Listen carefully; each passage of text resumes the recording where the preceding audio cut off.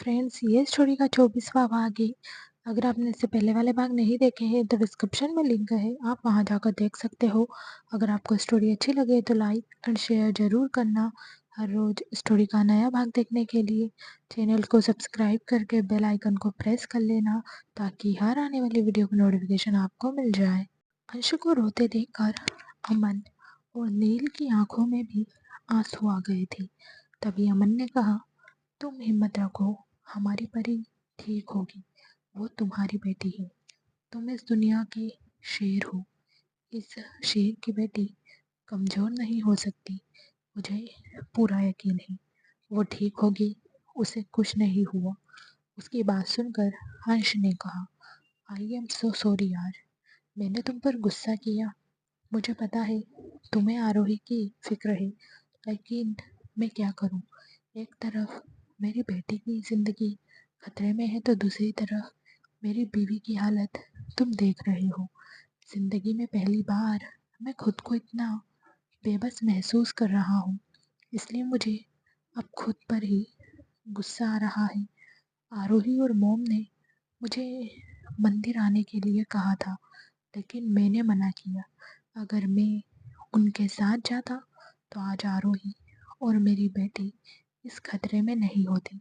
सब मेरी ही गलती है। अमन ने कहा, अपने आप को संभालो अंश। जिस तरह हमने आरोही को बचाए हैं, उसी तरह हम रूही को भी बचाएंगे। और रही बात तुम्हारे सॉरी की, तो मुझे इसकी ज़रूरत नहीं है। मैं अपने दोस्त को अच्छी तरह जानता हूँ। मुझे उसकी बात का बुरा नहीं लगता। तुम तो जानते ही हो, क्योंकि तुम मेरी जान हो। उसकी बात सुनकर अंश ने कहा, थैंक्स यार। रही बात आरोही को मेरे साथ लेकर जाने की, तो तुम बाहर देख रहे हो ना, पूरी तरह से अंधेरा होने को आया है। अगर हम आरोही को कहीं भी छोड़ने जाएंगे तो और ज़्यादा अंधेरा हो जाएगा। और अगर उस बीच आरोही को होश आ गया तो तुम जानते हो ना क्या होगा। ऐसे में मैं आरोही को लेकर कोई रिस्क नहीं ले सकता, इसलिए मैं उसे मेरे साथ लेकर जा रहा हूँ। अगर और ज़्यादा रात हो गई तो हम उस ब्रिज के नीचे रूही को कैसे ढूंढेंगे। उसकी बात सुनकर अमन ने कुछ नहीं कहा, क्योंकि उसे पता था अंश सही कह रहा है। उसने एक नज़र आरोही को देखा जो अब शांत हो गई थी। आरोही को देखकर अमन ने खुश होते हुए कहा, एंटीडोट आरोही की बॉडी पर असर कर रहा है। अब हमें जल्दी से जल्दी रूही के पास जाना होगा, इससे पहले कि आरोही फिर से उस ड्रग के नशे में आ जाए। उसकी बात सुनकर अंश ने आरोही के वही सीट पर लेटाया और नील से बोला, गाड़ी रोको। उसकी बात सुनकर नील ने एक साइड गाड़ी रोक दी तो अंश ने अमन की तरफ देखकर कहा, तुम आरोही को देखो, मैं ड्राइव करता हूँ। उसकी बात सुनकर अमन ने हाँ में अपना सिर हिलाया तो अंश गाड़ी से बाहर निकल गया। उसे देखकर नील भी ड्राइविंग सीट से बाहर आ गया और जाकर फ्रंट सीट पर बैठ गया। वही अंश ड्राइविंग सीट पर बैठ गया। उसने कार स्टार्ट की और उसे स्पोर्ट कार की तरह भगाने लगा। जब अंश अमेरिका में था तब उसे स्पोर्ट कार का बहुत शौक था। आज वो अपनी नॉर्मल कार को स्पोर्ट कार की तरह हर ट्रैफिक सिग्नल को तोड़कर भगा रहा था। ट्रैफिक सिग्नल पर बैठे लोग अंश की कार को हैरानी से देख रहे थे। वहीं अंश ने 1 घंटे की रास्ते को 15 मिनट में पार किया और ब्रिज पर आकर कार रोक दी। अगर आपने अभी तक चैनल को सब्सक्राइब नहीं किया है तो सब्सक्राइब कर लीजिए। स्टोरी अच्छी लगे तो लाइक एंड शेयर ज़रूर करना। क्या अंश अब रूही को ढूंढ पाएगा? रूही उसी नाव में मिलेगी? जानने के लिए स्टोरी में आगे तक बने रहना। फिर उसने अमन से कहा, तुम आरोही का ध्यान रखो। अगर आरोही कुछ भी हरकत करे तो मुझे कॉल करना। इतना कहकर वो कार से बाहर निकल गया और अपने साथ आए हुए लोगों को रूही को ढूंढने के लिए कहा और वो खुद भी ब्रिज के नीचे जाकर रूही को ढूंढने लगा। लेकिन उसे रूही कहीं नजर नहीं आ रही थी। अंश के साथ आए हुए ब्लैक डायमंड के मेंबर भी हर जगह रूही को ढूंढ रहे थे। जब रूही नहीं मिली तो ब्लैक डायमंड के लोगों ने अंश की तरफ देखकर कहा, बॉस, रूही मैम हमें कहीं दिखाई नहीं दे रही। यह सुनकर अंश ने वहीं बैठ गया और चिल्लाते हुए बोला, परी, बच्चा आप कहाँ हो? पापा आपको ढूंढ रहे हैं। दरअसल अब तक अंधेरा हो गया था, जिस वजह से अंश और किसी को भी वो नाव दिखाई नहीं दे रही थी। अब तक रूही को ढूंढते ढूंढते ऑलमोस्ट 15 मिनट हो गए थे, लेकिन रूही उन्हें नहीं दिखाई दे रही थी। अंश को समझ नहीं आ रहा था कि वो क्या करे। तभी ब्लैक डायमंड का एक मेंबर एक आदमी को पकड़कर अंश के पास लेकर आया और बोला, बॉस, इस आदमी को पता है हमारी मैम कहाँ है। उसकी बात सुनकर अंश ने उस आदमी से पूछा, मेरी बेटी कहाँ है? उसकी बात पर वो आदमी कुछ कहता उससे पहले ही उसकी बाजू पर एक गोली आकर लगी, जिससे वो आदमी नीचे गिर गया। उस आदमी को गोली लगते देखकर ब्लैक डायमंड के लोग अंश और उस आदमी को कवर करने लगे और जिस तरफ से गोली चली थी उस तरफ फायरिंग करने लगे। लगातार दोनों तरफ से फायरिंग हो रही थी। कुछ ही देर में ब्लैक डायमंड के लोगों के हाथों चड्ढा के उन दोनों आदमियों की मौत हो गई। वहीं अंश उस नीचे गिरे हुए आदमी से बोला, आपको कुछ नहीं होगा, मैं अपने आदमियों से आपको हॉस्पिटल लेकर चलने को कहूँगा, लेकिन उससे पहले प्लीज़ आप बताइए मेरी बेटी कहाँ है? वो अभी बहुत छोटी है, वो रो रही होगी, प्लीज़ आप बताइए मेरी बेटी कहाँ है? उसकी बात सुनकर उस आदमी ने बहुत मुश्किल से अपनी उंगली से एक तरफ इशारा किया। उसका इशारा समझकर अंश और बाकी सब लोग उस तरफ देखने लगे। तभी अंश ने कहा, वहाँ तो चारों तरफ पानी है, वहाँ मेरी बेटी कैसे हो सकती है? उस आदमी ने हकलाते हुए कहा, आपकी बेटी उस पानी में रखी एक नाव में है, लेकिन मुझे अब नहीं मालूम वो उस नाव में होगी भी या नहीं, क्योंकि एक आदमी के साथ मैं खुद गया था नाव लेकर। वो आदमी आपकी बेटी को पानी के बीचों बीच छोड़ कर आया है। उस वक्त आपकी बेटी सो रही थी। उसे वहाँ छोड़े अब कम से कम 1 घंटा हो गया है। अब तक अगर उसने उठने की कोशिश की होगी तो वो सीधा जाकर पानी में गिरी होगी। उसके बाद क्या हुआ होगा ये आप जानते ही हो। उसकी बात सुनकर अंश ने गुस्से में उसका गला पकड़ लिया और चिल्लाते हुए बोला, तुम्हारी हिम्मत कैसे हुई मेरी बेटी को पानी के बीचों बीच छोड़कर आने की? ये कहते हुए अंश लगातार उसका गला दबा रहा था। अगर आपने अभी तक चैनल को सब्सक्राइब नहीं किया है तो सब्सक्राइब कर लीजिए। स्टोरी अच्छी लगे तो लाइक एंड शेयर ज़रूर करना। क्या नाव वाला आदमी बताएगा अंश को रूही के बारे में? क्या अंश रूही तक पहुंच पाएगा? जानने के लिए बने रहना। वहीं वो आदमी उससे छूटने की कोशिश कर रहा था, लेकिन वो घायल था, जिस वजह से वो नहीं छूट पा रहा था। तभी नील ने अंश को उस आदमी से दूर करते हुए कहा, सर, प्लीज़ इसे छोड़ दीजिए, इसे गोली लगी है, अभी हमें इसकी ज़रूरत है। हमें रूही के पास एक यही लेकर जा सकता है, क्योंकि इसे पता है रूही पानी के बीच इस वक्त कहाँ पर है। और तो और ये आदमी नाव से हमें रूही के पास लेकर जाएगा। उसकी बात सुनकर अंश उस आदमी को खींचते हुए वहाँ रखी नाव की तरफ लेकर चला गया। उसने उस आदमी को नाव के अंदर धक्का दे दिया, जिससे वो आदमी नाव के अंदर जाकर गिरा।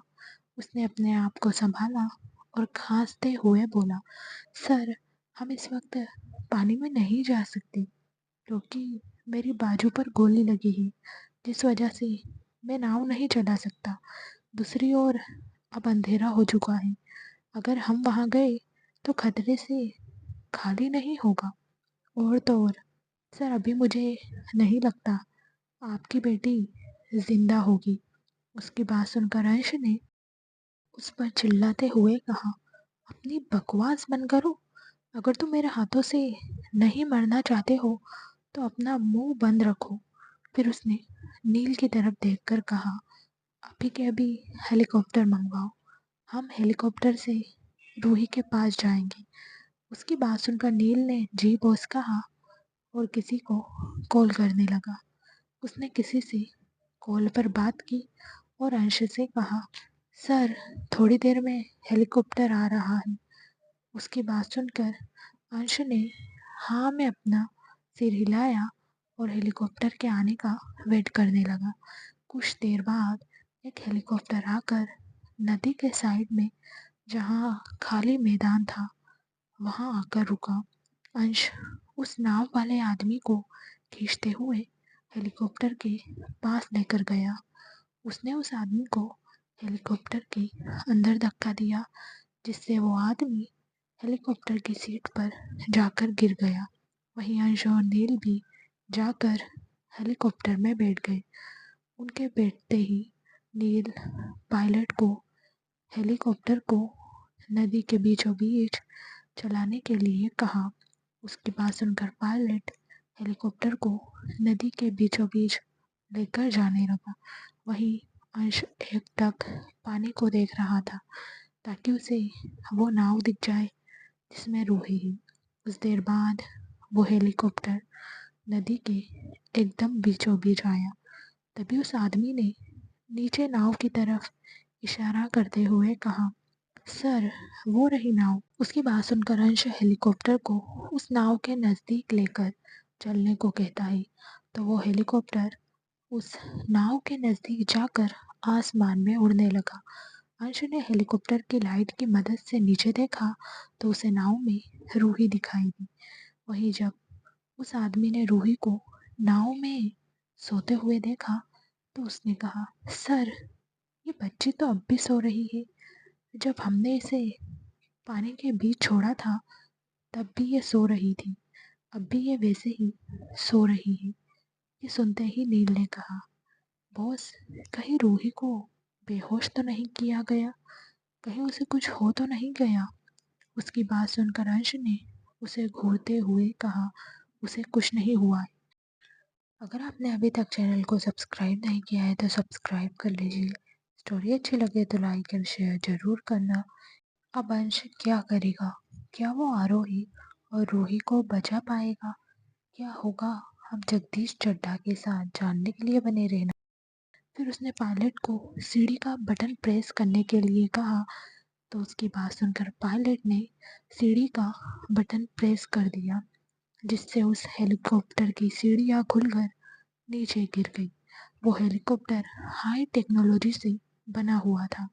सीढ़ियों के खुलते ही अंश सीढ़ियों से नीचे जाने लगा तो नील ने कहा, बॉस, मैं नीचे चला जाता हूँ। यह सुनकर अंश ने मना करते हुए कहा, नहीं, मैं खुद नीचे जाऊंगा। नील ने कहा, लेकिन सर, सीढ़ियों से नीचे जाना आपके लिए सेफ नहीं है। उसकी बात सुनकर अंश ने उसे घूरते हुए कहा, क्या तुम भूल गए हो मैं कौन हूँ? और तुम ये भी भूल गए हो मैंने मिलिट्री की ट्रेनिंग ली है? उसकी बात सुनकर नील चुप हो गया, क्योंकि वो अच्छे से जानता था अंश बचपन में ही हर तरह की ट्रेनिंग ले चुका था, क्योंकि उसके बहुत सारे दुश्मन थे और वो ब्लैक डायमंड जैसे खतरनाक ग्रुप का लीडर था। इसलिए इन सब के बारे में उसे पहले ही पता था। वहीं अंश सीढ़ियों से नीचे उतरने लगा। धीरे धीरे वो सीढ़ियों से उतरकर नाव में जाकर खड़ा हो गया। उसने झुककर रूही को अपनी गोद में उठाया और उसके माथे पर, गाल पर किसी पागल की तरह किस करने लगा। फिर उसने रूही को अपने गले से लगाते हुए कहा, फाइनली आपके पापा ने आपको ढूंढ लिया। अब उठ जाओ बच्चा, अपनी आंखें खोलो, देखो, आपके पापा आपके पास आए। अब आप बिल्कुल सेफ हो। ये कहते हुए अंश लगातार रूही को उठाने की कोशिश कर रहा था, लेकिन रूही अपनी आँख नहीं खोल रही थी। अंश अपने कान को रूही की चेस्ट पर रखकर उसकी हार्ट बीट सुनने की कोशिश करने लगा, लेकिन उसे कुछ सुनाई नहीं दे रहा था। तभी नील ने ऊपर से चिल्लाते हुए कहा, सर आप जल्दी से ऊपर आ जाइए, मौसम खराब हो रहा है। मौसम और ज़्यादा खराब हो उससे पहले हमें यहाँ से निकलना होगा। अगर बारिश और हवा एक साथ आ गई तो हेलीकॉप्टर उड़ाना मुश्किल हो जाएगा। हमें रूही को जल्द से जल्द हॉस्पिटल भी तो लेकर जाना है।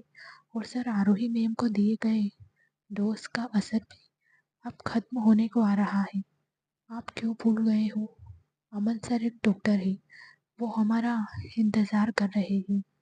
वो रूही को देखकर बता सकते हैं कि रूही को क्या हुआ है। सर प्लीज़ जल्दी से जल्दी ऊपर आ जाइए आप। मेरी बात सुन रहे हो ना? मैं क्या बोल रहा हूँ? वहीं अंश तो रूही को उठाने में अपना पूरा ध्यान लगा रहा था। उसे तो आसपास क्या हो रहा है ये भी होश नहीं था।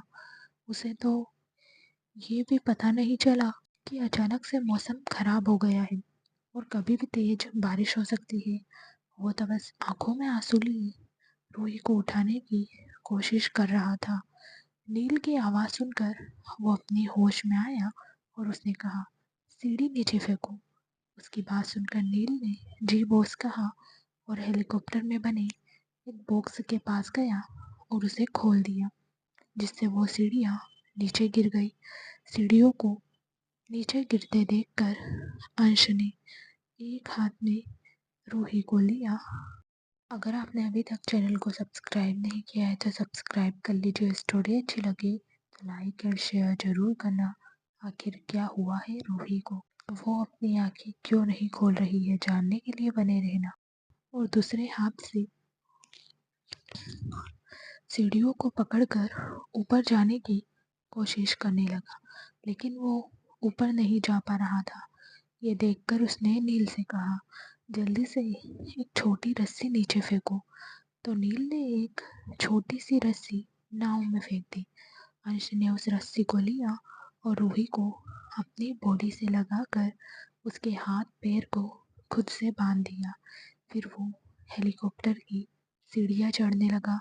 धीरे धीरे वो सीढ़ियों से चढ़कर हेलीकॉप्टर में आ गया और सीट पर बैठकर रूही को रस्सी से छोड़कर अपने सीने से लगा लिया। उसने रोते हुए कहा, उठो बच्चा, अगर आपको कुछ हो गया तो मैं आपकी मम्मा को क्या जवाब दूंगा। मेरे पास इतनी पावर होने का क्या फ़ायदा जब मैं अपनी बेटी को ही नहीं बचा पा रहा हूँ।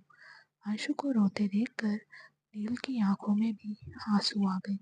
उसने खुद को संभाला और अंश के पास जाकर रूही के सिर पर हाथ फेरते हुए बोला, सर रूही को कुछ नहीं हुआ, वो ठीक हो जाएगी। आप मेरी बात पर यकीन कीजिए। उसकी बात सुनकर अंश ने पूछा, तुम सच कह रहे हो ना? मेरी परी को कुछ नहीं होगा ना? नील ने हाँ में अपना सिर हिलाते हुए कहा, सर वो अंश रायजादा की बेटी है जो दुश्मनों को हराने की ताकत रखता है, ना कि हारने की। ऐसे में आप ही सोचिए, आपकी बेटी कैसे आपको उस चड्ढा के सामने हारने दे सकती है। आप देखना, हॉस्पिटल जाने के बाद रूही पूरी तरह से ठीक हो जाएगी। उसकी बात का अंश ने कोई जवाब नहीं दिया। वो चुपचाप नील की बात सुन रहा था। कुछ देर बाद हेलीकॉप्टर ब्रिज के ऊपर आकर रुक गया। नील हेलीकॉप्टर से बाहर आया और अमन के पास चला गया। नील को देखकर अमन ने पूछा, रूही मिल गई? वो ठीक तो है ना? नील ने कहा, रूही मिल गई है, वो इस वक्त बॉस की गोद में है। आप जल्दी से आरोही को अपनी गोद में उठाइए और चलिए, हम हेलीकॉप्टर से हॉस्पिटल चलते हैं। जल्दी कीजिए, हमारे पास टाइम नहीं है। उसकी बात सुनकर अमन ने आरोही को अपनी गोद में उठाते हुए पूछा, रूही को कुछ हुआ है क्या? क्या उसकी कंडीशन सीरियस है? बताओ मुझे, तुम कुछ बता क्यों नहीं रहे? उसकी बात सुनकर नील ने उसे सब कुछ बता दिया। अब तक वो हेलीकॉप्टर के पास आ गए थे। वही हेलीकॉप्टर को ब्रिज के ऊपर आते देखकर सारे बॉडीगार्ड्स हेलीकॉप्टर के आस-पास आकर खड़े हो गए। तभी एक गार्ड ने हेलीकॉप्टर में बैठे उस नाव वाले आदमी को नीचे उतरने के लिए कहा, तो वो आदमी डरते हुए नीचे उतर गया और एक साइड में जाकर खड़ा हो गया। अब तक वो इतना तो समझ गया था कि उसके सामने जो आदमी बैठा है वो कोई मामूली इंसान नहीं है। अगर वो कुछ ही मिनट में हेलीकॉप्टर मंगवा सकता है तो वो उसे मार भी सकता है। ये सोचकर वो नाव वाला आदमी एक तरफ जाकर खड़ा हो गया था। वहीं अमन आरोही को लेकर अब तक हेलीकॉप्टर के पास आ गया था। वो उसे लेकर जल्दी से हेलीकॉप्टर के अंदर आया और उसने आरोही को सीट पर बैठाया। तभी एक ब्लैक डायमंड का आदमी उस नाव वाले आदमी को नील के सामने लाकर आया और उससे बोला, सर इसका क्या करना है? नील ने कहा, इसे हॉस्पिटल लेकर जाओ और इसका ट्रीटमेंट करवाओ। इसे यहीं पर कुछ पैसे देकर छोड़ देना। उसकी बात सुनकर उस बॉडीगार्ड ने जी सर कहा और वहाँ से चला गया। नील अच्छे से जानता था कि इन सब में उस नाव वाले आदमी की कोई गलती नहीं है। वहीं अमन ने आरोही को हेलीकॉप्टर की सीट पर अच्छे से बैठाया और फिर अंश के पास जाकर रूही को चेक करने लगा। जब अमन रूही को चेक कर रहा था तो अंश अमन को उम्मीद भरी नज़रों से देख रहा था, क्योंकि उसे डर लग रहा था कि अमन कोई बुरी खबर ना सुनाए। कुछ देर तक रूही को चेक करने के बाद अमन ने अंश से कहा, रूही जिंदा है, उसे कुछ नहीं हुआ। लेकिन अंश के कान में तो ये बात पहुंच ही नहीं रही थी, क्योंकि वो रूही को बुला बुला कर थक चुका था। उसे तो ये लग रहा था कि समय रहते वो अपनी बेटी को नहीं बचा पाया, वो एक अच्छा बाप नहीं है, उसने अपनी बेटी को खो दिया। ये सब उसके मन में चल रहा था। इस वजह से अमन की कोई बात उसे सुनाई नहीं दे रही थी। आशु को अपनी बात का कोई जवाब ना देते देखकर अमन ने उसके कंधे पकड़कर चिल्लाते हुए कहा, मैं क्या बोल रहा हूँ, तुम सुन रहे हो? रूही अभी जिंदा है। हमारे पास अभी भी टाइम है रूही को बचाने का। मैं पूरी कोशिश करूँगा उसे बचाने की। मैं उसे कुछ नहीं होने दूंगा। अगर आपने अभी तक चैनल को सब्सक्राइब नहीं किया है तो सब्सक्राइब कर लीजिए। स्टोरी अच्छी लगे तो लाइक एंड शेयर ज़रूर करना। क्या अमन रूही को बचा पाएगा? वो रूही की सच्चाई अंश को बताएगा या नहीं, जानने के लिए बने रहना। हमारी प्रिंसेस बिल्कुल ठीक हो जाएगी। उसकी बात सुनकर अंश अपने होश में आया और अपनी आंखों में आंसू को अपनी बाजू से साफ करते हुए बोला, तुम सच कह रहे हो ना? मेरी बेटी जिंदा है? अमन ने हाँ में अपना सिर हिलाते हुए कहा, हाँ वो जिंदा है, लेकिन उसकी पल्स बहुत धीमी चल रही है। शायद उसे क्लोरोफॉर्म सुंघाया गया है। उस केमिकल के साइड इफेक्ट से रूही अपनी आंखें नहीं खोल पा रही है। उसकी बात सुनकर अंश ने रूही की तरफ देखकर अमन से कहा, देखो ना अमन, ये कैसे बेहोश होकर सो रही है। तुम्हें पता है, कल ही मैंने आरोही से शादी की थी, ये सोचकर कि मेरी बेटी अब हमेशा हमेशा के लिए मेरे पास रहेगी। आरोही को तो पता भी नहीं था कि मैं उससे शादी करने वाला हूँ। आरोही ने मुझसे कितना झगड़ा किया था, वो मुझसे कितना गुस्सा हुई थी, ये मैं ही जानता हूँ। मैंने उसे कैसे मनाया। इतना कहकर अंश ने रूही को खुद से दूर किया और उसके गाल पर किस करते हुए बोला, तुम्हें पता है, मैं जब भी रूही के पास जाता था वो मुझे देखकर अपने नन्हे कदम से चलकर मुझे पापा पापा कहते हुए मेरे पास भाग कर आती थी। आज देखो ना, उसकी जगह मैं उसे बुला रहा हूँ। लेकिन वो अपनी आंखें नहीं खोल रही। उसकी बात सुनकर अमन ने रूही के फोरहेड पर किस करते हुए कहा, हम हमारी प्रिंसेस को जरूर बचाएंगे। फिर उसने अपने मन में कहा, सॉरी अंश, मैंने तुमसे झूठ कहा कि हमारी प्रिंसेस ठीक है। सच तो ये है कि उसकी कंडीशन बहुत क्रिटिकल है। अगर मैं तुम्हें रूही की कंडीशन के बारे में बता देता तो तुम पूरी तरह से टूट जाते। वो मैं देख नहीं सकता था, इसलिए मैंने तुमसे झूठ कहा। लेकिन मुझे पूरा यकीन है हम रूही को बचा लेंगे। ये सोचकर उसने नील की तरफ देखकर कहा, अभी अंकल को कॉल करो और आकाश को जल्द से जल्द मुंबई आने के लिए कहो। वो एक फेमस चाइल्ड सर्जन है। इस वक्त हमें उसकी ज़रूरत है। उसकी बात सुनकर नील ने कहा, सर, मैंने पहले ही सबको इन्फॉर्म कर दिया है। मुझे पता था सर को इस वक्त अपनी फैमिली की ज़रूरत है। उसकी बात सुनकर अमन ने हाँ में अपना सिर हिलाया। कुछ देर बाद उनका हेलीकॉप्टर मुंबई के फेमस मित्तल हॉस्पिटल के मैदान में आकर रुका। अमन ने आरोही की तरफ देखकर अंश से कहा, तुम आरोही को उठाओ।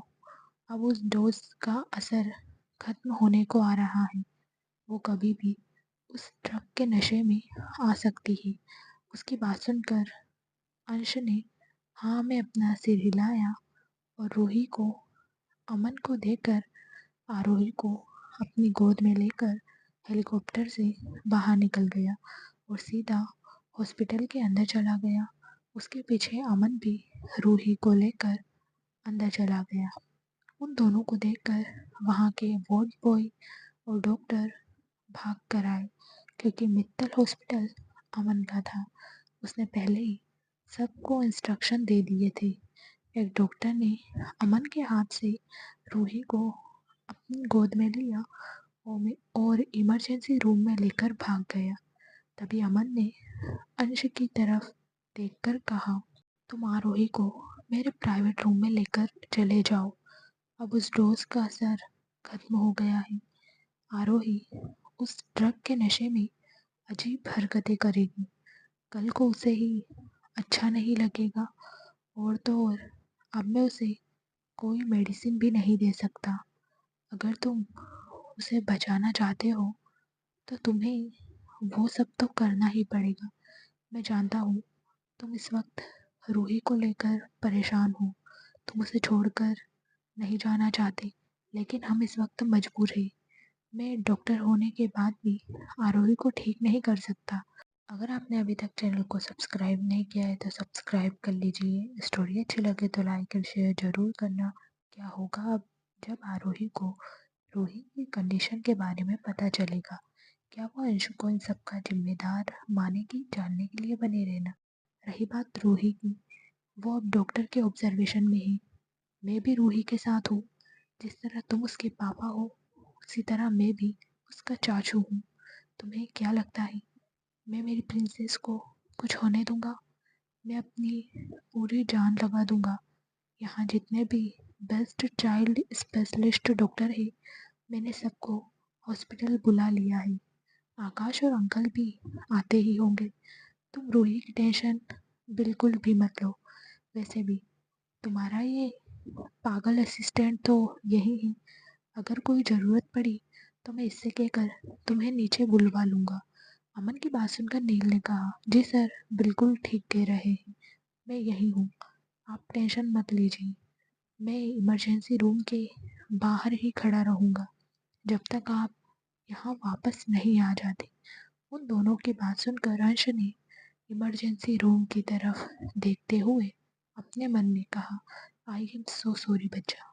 कुछ टाइम के लिए मुझे ना चाहते हुए भी आपको छोड़कर मम्मा के पास जाना पड़ रहा है, क्योंकि मुझे आपकी मम्मा को भी बचाना है। एक बार आपकी मम्मा ठीक हो जाए फिर मैं आपके पास आ जाऊंगा। तब तक आप मेरा इंतज़ार करना। मैं आपकी और मम्मा के बिना नहीं रह सकता। प्लीज़ आप जल्दी से ठीक हो जाइए।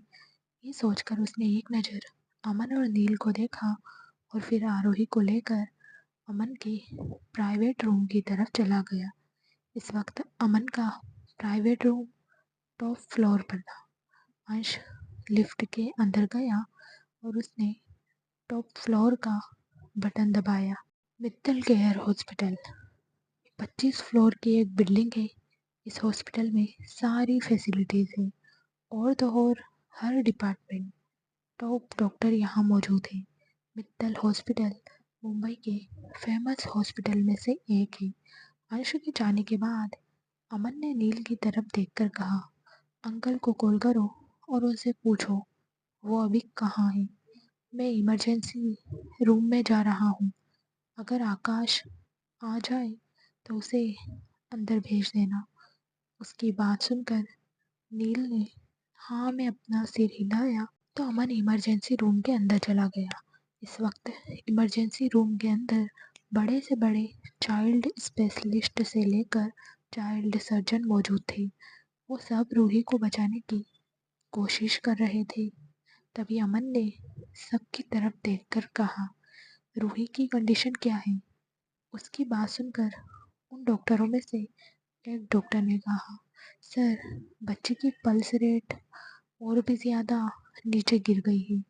जिस क्लोरोफॉर्म से बच्चे को बेहोश किया गया है वो केमिकल से बनाया जाता है जो बच्चों के सूंघने से भी उसकी जान जा सकती है। इधर आशी के घर पर जब नील ने निशांत जी को कॉल करके कहा था कि आरोही और रूही मिल गई है, ये सुनकर एक पल के लिए वो बहुत खुश हुए थे। लेकिन जब उन्हें ये पता चला कि आरोही और रूही की कंडीशन ठीक नहीं है तो ये सुनकर वो परेशान हो गए थे। नील ने उनसे ये भी कहा था कि रूही की कंडीशन इस वक्त बहुत ज़्यादा क्रिटिकल है और आकाश को उनकी ज़रूरत है। अगर आपने अभी तक चैनल को सब्सक्राइब नहीं किया है तो सब्सक्राइब कर लीजिए। स्टोरी अच्छी लगे तो लाइक एंड शेयर ज़रूर करना। क्या आकाश टाइम से हॉस्पिटल पहुंच पाएगा?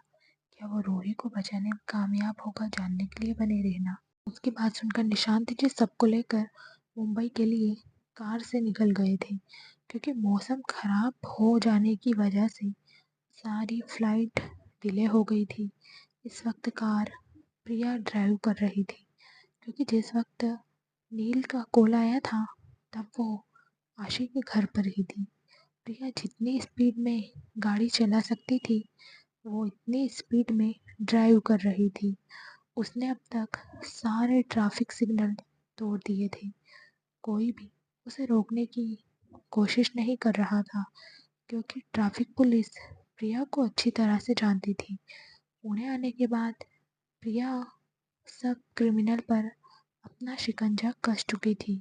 में अब ऑलमोस्ट क्राइम कम हो चुके थे। सारे क्रिमिनल प्रिया का नाम सुनकर ही डरते थे। इस वजह से प्रिया पुणे में फेमस थी। सारे पुलिस डिपार्टमेंट के लोग प्रिया को अच्छी तरह से जानते थे। इधर मुंबई मित्तल हॉस्पिटल में उस डॉक्टर की बात सुनकर अमन रूही के पास जाकर उसकी पल्स रेट चेक करने लगा जो इस वक्त बहुत कम थी। ये देखकर अमन रूही के चेस्ट को दबाने लगा लेकिन रूही कुछ भी रिस्पॉन्स नहीं कर रही थी। थक हार कर अमन ने आकाश को कॉल किया तो आकाश ने उसे कुछ इंस्ट्रक्शन दिए क्योंकि आकाश दुनिया के टॉप 10 सर्जन में से एक था। वो मेडिकल फील्ड में एक ऐसा डॉक्टर था जो आज तक एक भी केस नहीं हारा था।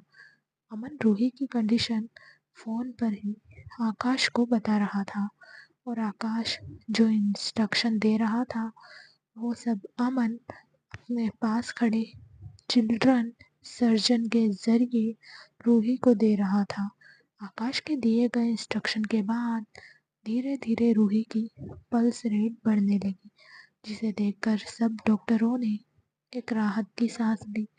वो लोग अपनी तरफ से रूही को बचाने की पूरी कोशिश कर रहे थे। अब रूही की पल्स रेट नॉर्मल हो गई थी लेकिन रूही का कल तक होश में आना बहुत ज़रूरी था। अगर कल तक रूही को होश नहीं आया तो कुछ भी हो सकता था। सब डॉक्टर यही दुआ कर रहे थे कि रूही को कल तक होश आ जाए और वो बिल्कुल ठीक हो जाए, क्योंकि सबको पता था अगर रूही को कुछ भी हुआ तो अंश रायजादा नाम का तूफान उन्हें नहीं छोड़ेगा। इस वजह से सब डॉक्टर रूही के लिए दुआ कर रहे थे। इधर अंश लिफ्ट में टॉप फ्लोर का वेट कर रहा था। तभी आरोही धीरे धीरे अपनी बॉडी में हो रहे बदलाव पर रिएक्ट करने लगी। वो अंश की गोद में झटपटा रही थी। उसे देखकर अंश समझ गया था कि आरोही फिर से उस ड्रग के नशे में आ चुकी है। कुछ देर बाद लिफ्ट टॉप फ्लोर पर जाकर रुकी और लिफ्ट का डोर ओपन हुआ। अंश आरोही को लेकर लिफ्ट से बाहर आया और अमन के प्राइवेट रूम की तरफ जाने लगा। वहीं आरोही अपनी बॉडी में हो रही गर्मी से परेशान होकर अंश को यहाँ वहाँ हाथ फेर रही थी। अंश उसे लेकर अमन के प्राइवेट रूम के पास आया। उसने पासवर्ड लगाया तो डोर ओपन हो गया।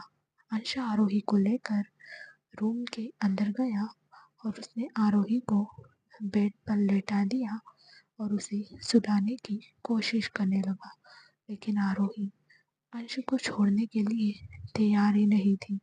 अंश को समझ नहीं आ रहा था वो करे तो करे क्या। फिर भी उसने आरोही से दूर होने की कोशिश करते हुए कहा, आरोही प्लीज़ अपने आप को कंट्रोल करने की कोशिश करो। मैं जानता हूँ यह तुम्हारे लिए मुश्किल है, लेकिन फिर भी तुम अपने आप को कंट्रोल करने की कोशिश करो। लेकिन आरोही को तो अंश की कोई बात सुनाई ही नहीं दे रही थी।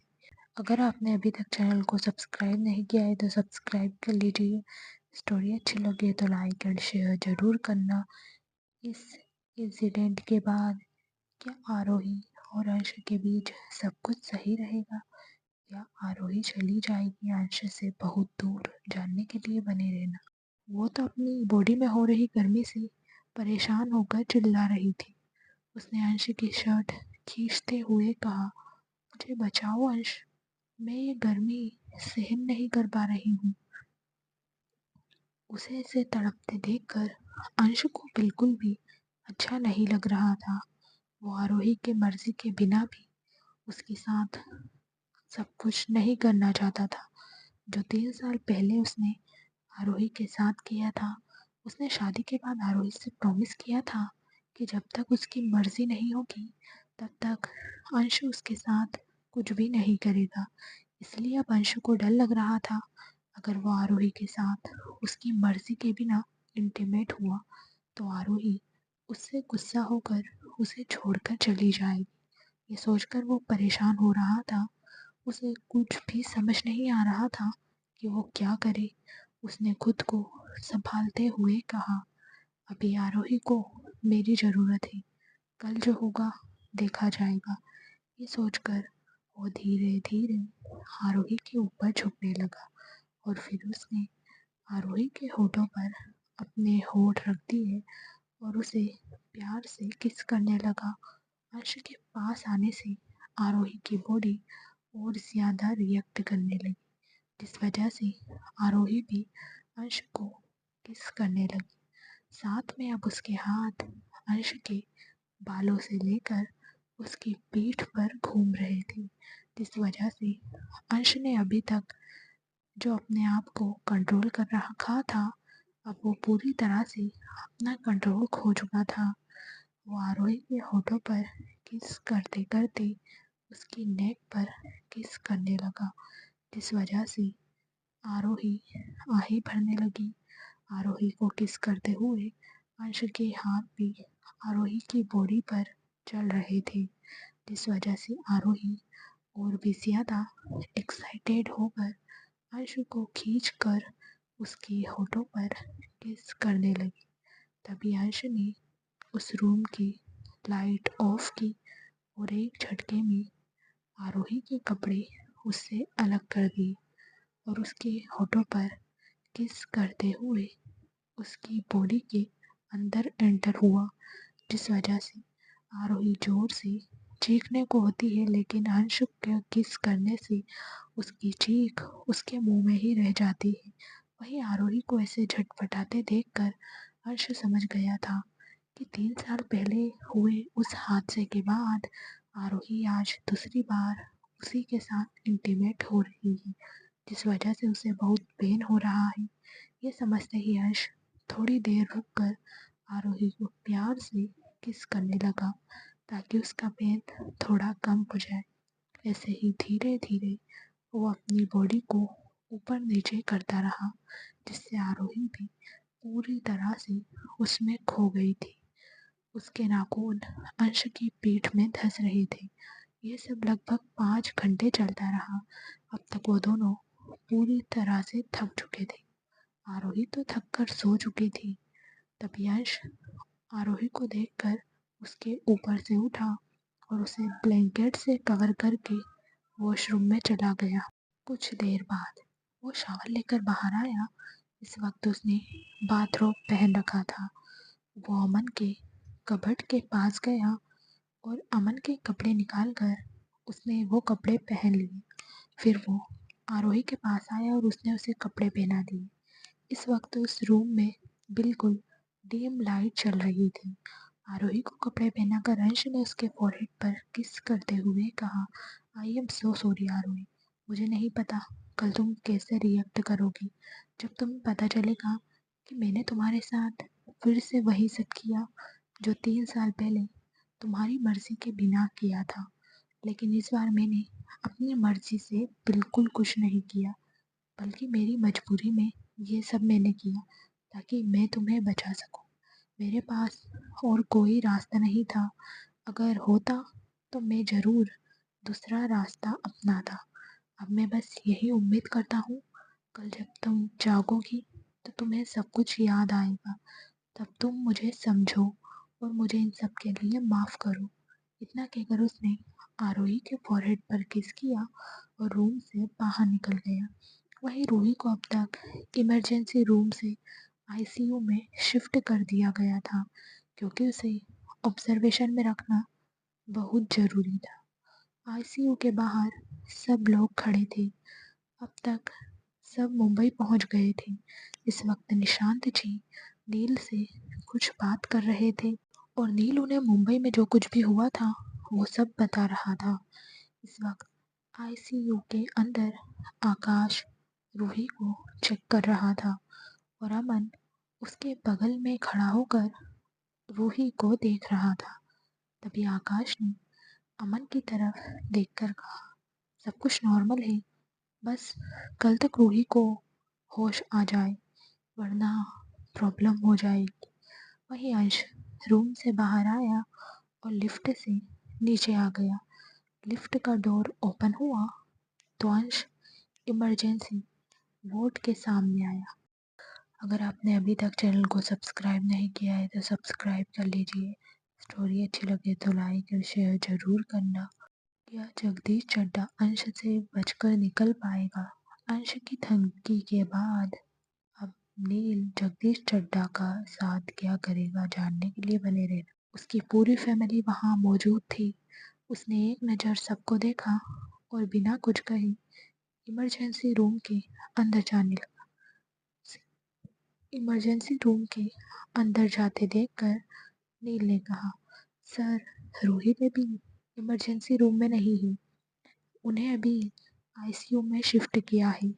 उसकी बात सुनकर अंश चुपचाप आईसीयू के अंदर चला गया। अंदर जाकर उसने रूही की तरफ देखा तो उसका दिल एकदम से बैठ गया, क्योंकि इस वक्त उसकी बेटी, उसकी जान मशीनों के बीच घिरी हुई थी। अंश रूही के पास गया और उसके फोरहेड पर किस करते हुए बोला, जिसने भी आपकी ये हालत की है उसे जब तक मैं ज़मीन में जिंदा नहीं गाड़ दूंगा तब तक मैं चैन की एक सांस नहीं लूँगा। मैंने उस आदमी को बहुत मौके दिए थे ताकि वो अपने आप ही पीछे हट जाए, लेकिन इस बार उसने आपको और आपकी मम्मा को नुकसान पहुंचाकर बहुत बड़ी गलती की है। इस बार उसे मुझसे भगवान भी नहीं बचा पाएंगे। बस एक बार आप ठीक होकर मुझे पापा कहकर बुलाइए। मैं आपके मुँह से पापा सुनने को तरस गया हूँ। मुझे आपको इस तरह देखना बिल्कुल भी पसंद नहीं है। आप जल्दी से ठीक हो जाइए। एक बार आप ठीक हो जाइए, उसके बाद पापा आपके साथ खेलेंगे। आप पापा की फाइटर बेटी हो ना, मुझे पूरा यकीन है आप ठीक हो जाओगी। ये सब अंश रूही से कह रहा था। वहीं अमन और आकाश उसकी बातें सुन रहे थे। तभी अमन ने आकाश की तरफ देखकर धीरे से कहा, तुम अंशु को देख रहे हो? कल तक जो आदमी पूरी दुनिया को डराता था, आज वो खुद डर रहा है कि कहीं उसकी बेटी को कुछ हो ना जाए। यह आदमी कुछ ही मिनट में इंडिया की इकोनॉमी चेंज कर सकता है। आज ये आदमी अपनी बेटी को गोद में लेकर बच्चों की तरह रो रहा था। मैं बचपन से अंश के साथ रहा हूँ। मैंने कभी भी अंश को रोते हुए या कमज़ोर पड़ते हुए नहीं देखा था, लेकिन आज मैंने अंश को कमज़ोर होते हुए और रोते हुए देखा है। किसी ने सही कहा, बेटियां पापा की परी होती हैं। अगर उन्हें कुछ भी हो जाए तो पत्थर दिल का इंसान भी कमज़ोर पड़ जाता है। आज अंश को देखकर मैं ये बात अच्छे से समझ गया हूँ। उसकी बात सुनकर अंश ने कहा, अभी तुम जिस अंश को देख रहे हो वो बिजनेस टाइकून अंश रायज़ादा नहीं, बल्कि वो एक बाप है जो अपनी बेटी के लिए किसी भी हद तक जाने को तैयार है।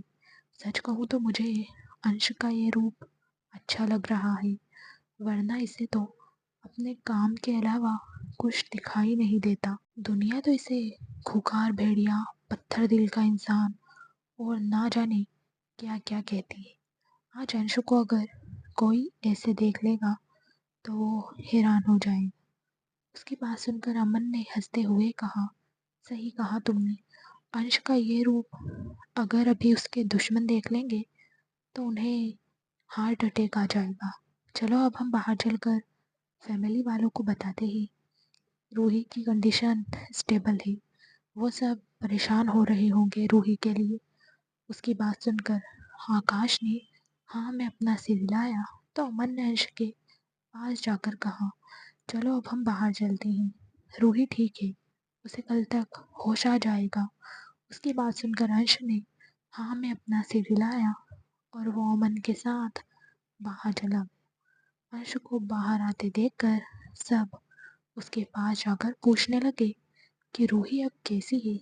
सबका सवाल सुनकर अंश ने तो उन्हें कोई जवाब नहीं दिया, तो सब अमन और आकाश की तरफ देखने लगे। अमन ने सबसे कहा, अभी तक रूही की कंडीशन बिल्कुल ठीक है। अगर आपने अभी तक चैनल को सब्सक्राइब नहीं किया है तो सब्सक्राइब कर लीजिए। स्टोरी अच्छी लगे तो लाइक और शेयर ज़रूर करना। क्या कल सुबह तक रूही को होश आएगा या फिर होगी कोई अनहोनी? जानने के लिए बने रहना। भगवान से प्रार्थना करिए कल तक उसे होश आ जाए। उसकी बात सुनकर सब ने एक राहत की सांस ली। तभी आशी ने अंश के पास जाकर पूछा, भाई आरोही कहाँ है?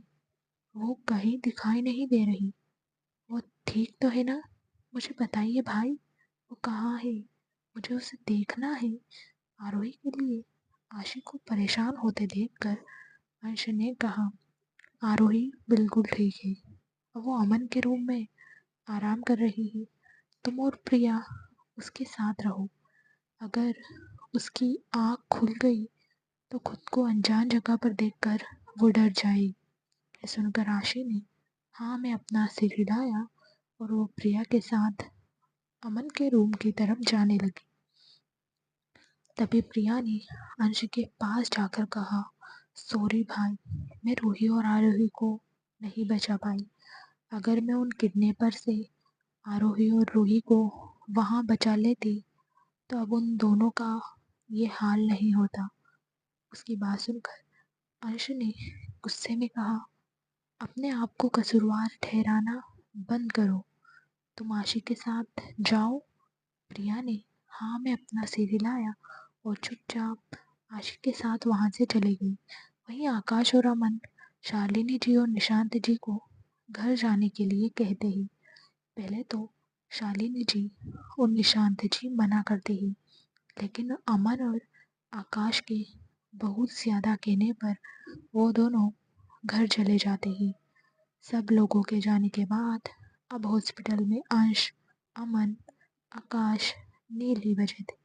तभी अमन ने अंश के पास जाकर कहा, अंश तुम जाकर आराम करो, तुम सुबह से ही इधर उधर भाग रहे हो, अब तुम थक गए होंगे, जाओ जाकर थोड़ा आराम कर लो। उसकी बात सुनकर अंश ने कहा, नहीं, मेरी बेटी को जब तक होश नहीं आ जाएगा तब तक मुझे कहीं नहीं जाना।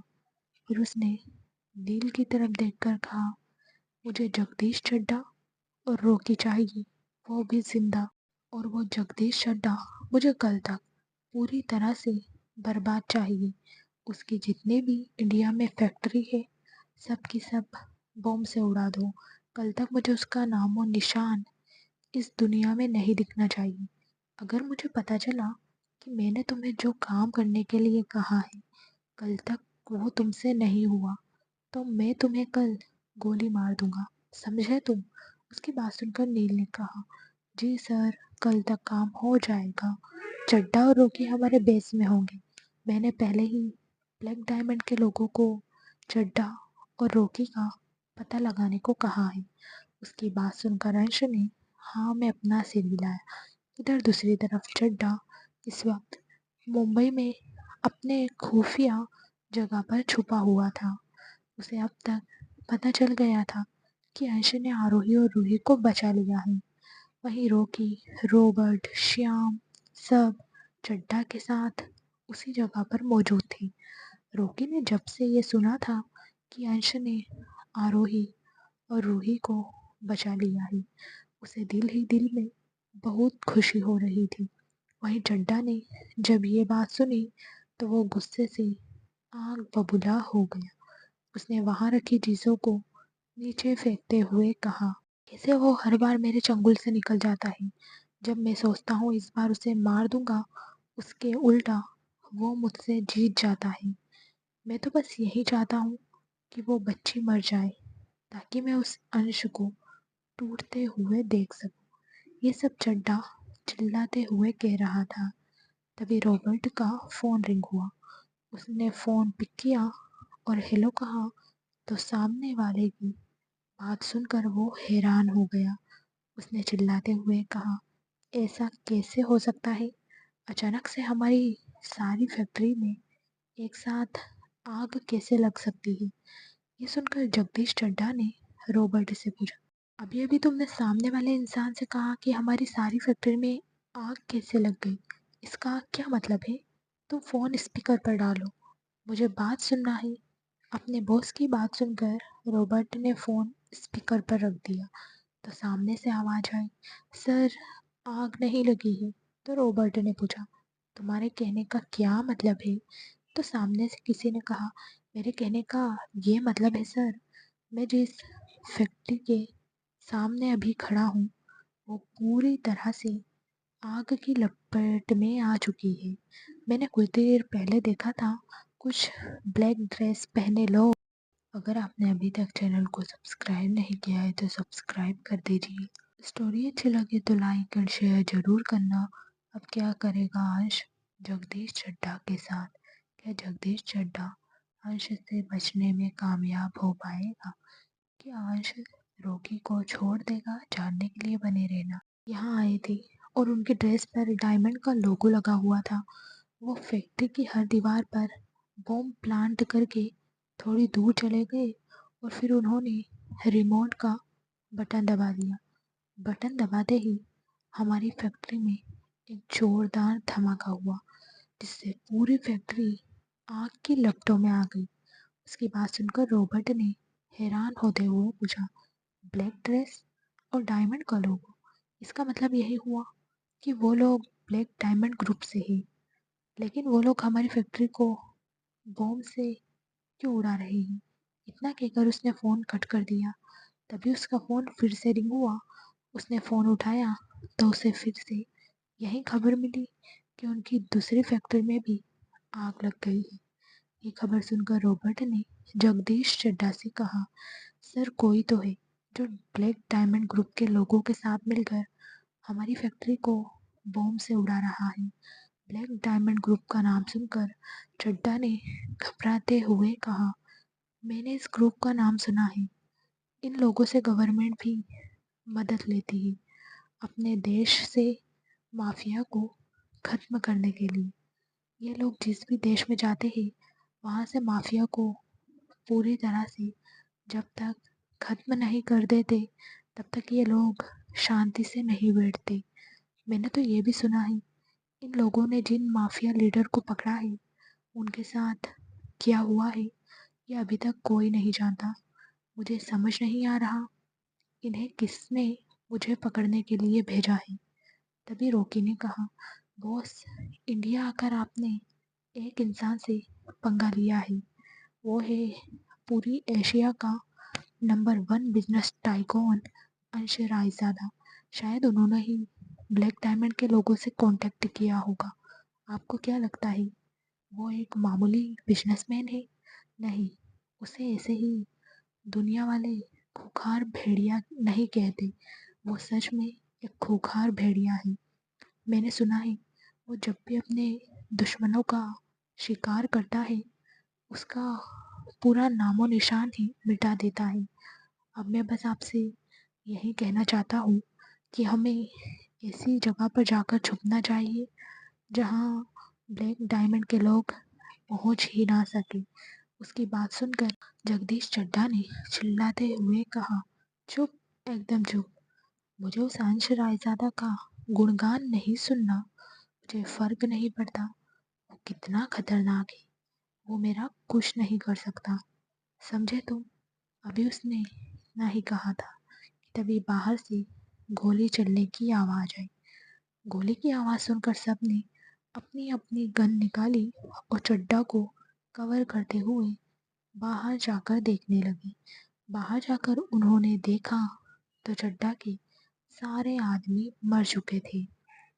उन लोगों ने आसपास देखा तो उन्हें कोई नज़र नहीं आया क्योंकि ब्लैक डायमंड के लोग छुपकर चड्ढा के लोगों पर वार कर रहे थे। चड्ढा कुछ कहता उससे पहले ही श्याम, रॉकी और रॉबर्ट के हाथ पर गोली लग जाती है जिससे उनके हाथ से गन छूटकर नीचे ज़मीन पर गिर गई। वो लोग झुककर उसे उठाते उससे पहले ही ब्लैक डायमंड के लोग आकर उन सबको घेर कर खड़े हो गए। उन्हें देखकर चड्ढा के साथ साथ बाकी सब भी एकदम हैरान हो गए थे। उन्हें समझ नहीं आ रहा था कि इतनी जल्दी ब्लैक डायमंड के लोगों को पता कैसे चला कि वो सब यहाँ पर है। वो लोग अभी यही सब सोच रहे थे। तभी उन्हें पीछे से आवाज़ आई, तुम लोगों को क्या लगा तुम मेरे बॉस की कीमती चीज़ को हाथ लगाओगे और वो तुम्हें ऐसे ही छोड़ देंगे? ये कहते हुए वो आदमी आगे आ रहा था और ब्लैक डायमंड के लोग उसे रास्ता दे रहे थे। जब रॉकी ने नील को देखा तो उसने कहा, ये तो नील है, अंश रायजादा का असिस्टेंट। रॉकी के मुंह से अपना नाम सुनकर नील ने रॉकी की तरफ देखकर कहा, तुमने सही कहा, मैं अंश रायजादा का असिस्टेंट हूँ। फिर उसने चड्ढा की तरफ देखकर कहा, तुम्हें क्या लगा मेरे बॉस ऐसे ही किसी को धमकी देते हैं? नहीं चड्ढा, बॉस जो बोलते हैं वही करके दिखाते हैं। उन्होंने तुमसे कहा था तुम कहीं भी छुप जाओ, वो तुम्हें ढूंढ कर जरूर सजा देंगे। अब उन्होंने तुम्हें ढूंढ लिया है। उसकी बात सुनकर जगदीश चड्ढा ने चिल्लाते हुए कहा, उसने क्या मुझे ढूंढ लिया? मुझे तो ब्लैक डायमंड के लोगों ने ढूंढा है। इन लोगों को तुम्हारे उस बॉस ने ही पैसे दिए होंगे मुझे ढूंढने के लिए। इनकी वजह से तेरा बॉस मुझ तक पहुंचा है, वरना वो मुझे कभी नहीं ढूंढ पाता। अब क्या करेगा अंश? जगदीश चड्ढा के साथ